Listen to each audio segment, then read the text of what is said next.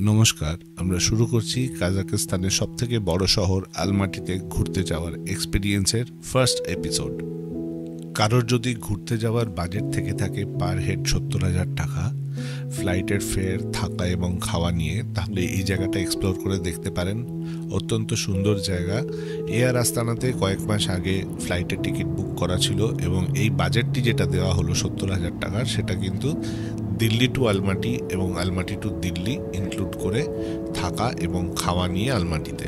অত্যন্ত সুন্দর জায়গা। অ্যাকচুয়ালি আলমাটি শহরটি হচ্ছে পামির গ্রন্থি থেকে সৃষ্ট হওয়া যে তিয়েনসান মাউন্টেন রেঞ্জ আছে, তার ট্রান্স ইলি অ্যালটিউ অংশ দিয়ে এই শহরটি বা আলমাটি শহরটি ঘেরা।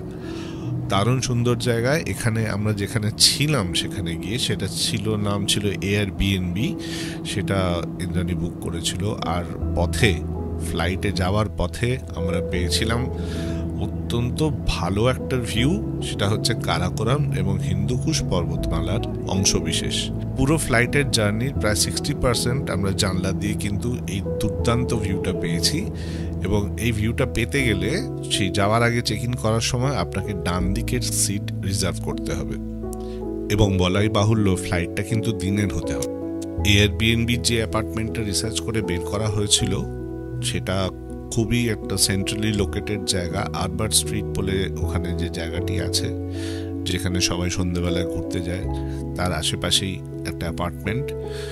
সেখানে আমরা ছিলাম। সেখানে দৈনন্দিন জীবনযাত্রার জন্য যা কিছু প্রয়োজন সেই অ্যাপার্টমেন্টে ছিল। এবং সেইখান থেকে শহরটির প্রত্যেকটা প্রমিনেন্ট জায়গা যেখানে যেখানে ঘুরতে যাওয়া যেতে পারে, সেগুলো মোটামুটি ওয়াকিং ডিস্টেন্সের মধ্যে।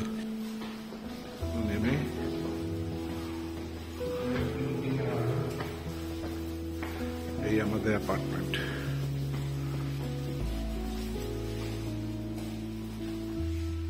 সার্ভিস সিস্টেমটা আলাদা।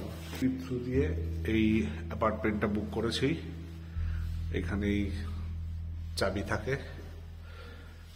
ভেতরটা এরকম। এই আমি ঢুকছি। অ্যাপার্টমেন্টেই এতটাই বড়। এয়ারবিএনবি থেকে বুক করা যায়।